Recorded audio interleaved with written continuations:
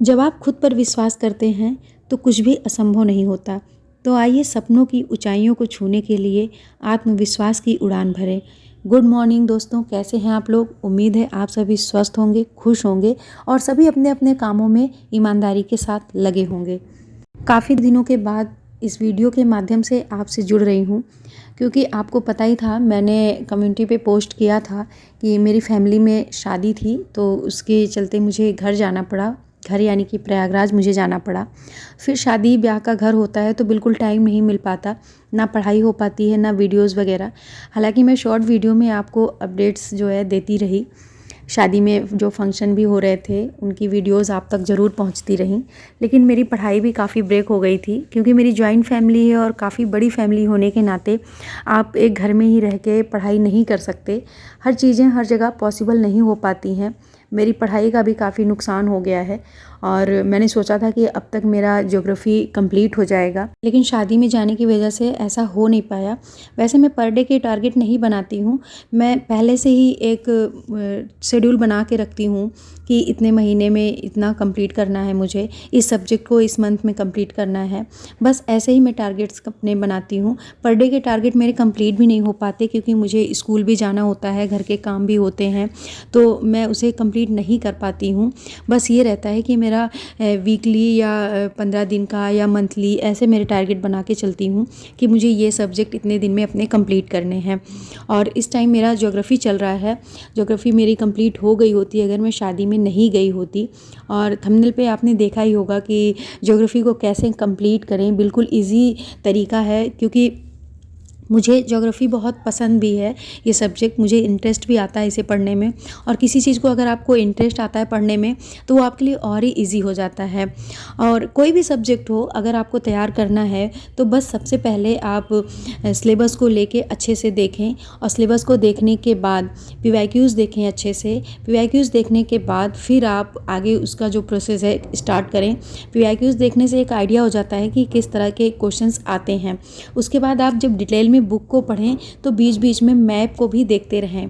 Map को देखने से ये होता है कि हम जान पाते हैं कि कौन सी चीज़ें कहाँ पे हैं।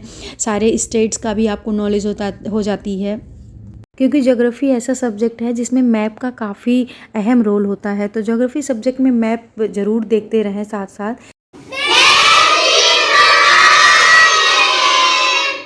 Very good morning, sit down. अभी मैं स्कूल से वापस आ गई हूँ, और स्कूल से आने के बाद काफ़ी थकान हो जाती है, तो लगभग 1 घंटे का रेस्ट मैं ज़रूर लेती हूँ।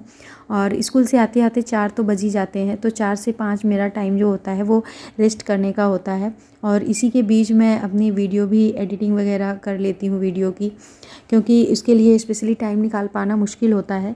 तो बस आराम के साथ साथ ये काम भी मैं कंप्लीट कर लेती हूँ। और अभी मैं अपना शाम की चाय के साथ साथ फिर से पढ़ाई शुरू कर दी है मैंने। और जैसा कि आपको पता है एक ज्योग्राफ़ी चल रही है मेरे इस टाइम पे।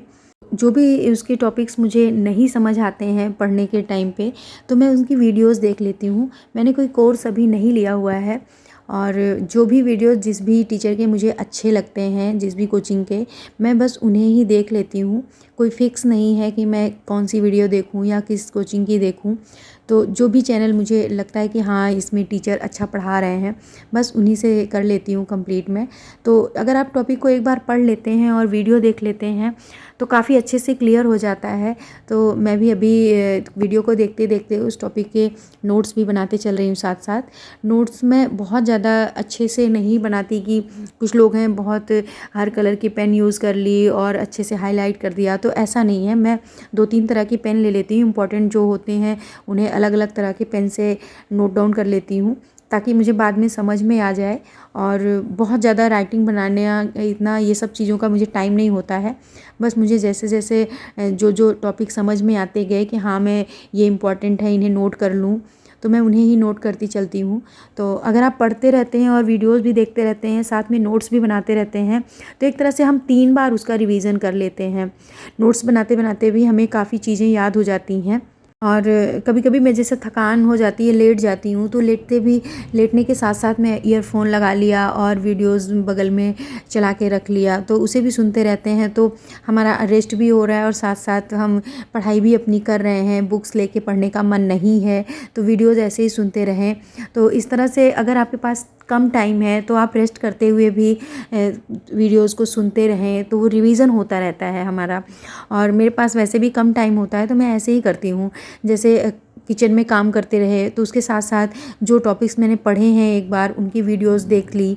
देखने का टाइम नहीं है तब भी ईयरफोन लगा लिया, उसे सुनते रहे, तो काफ़ी उससे भी बेनिफिट हो जाता है। एक एक्स्ट्रा टाइम हो जाता है जो हम निकाल पाते हैं अपनी पढ़ाई के लिए।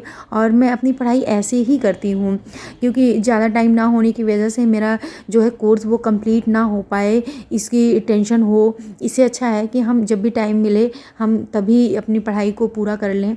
और अगर आपको मेरा पढ़ने का तरीका अच्छा लगे तो आप भी इसे अपना सकते हैं और आपको भी इससे फ़ायदा होगा। और जब आपको टाइम नहीं मिल पाता है ज़्यादा पढ़ने का, तो आप इस तरह से मैनेज कर लेते हैं तो ज़्यादा चीज़ें कवर हो जाती हैं कम टाइम में।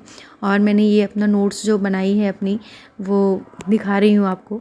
और इसी के साथ वीडियो का एंड करते हैं। अगर वीडियो अच्छी लगे तो एक लाइक ज़रूर करिएगा। Bye bye, take care.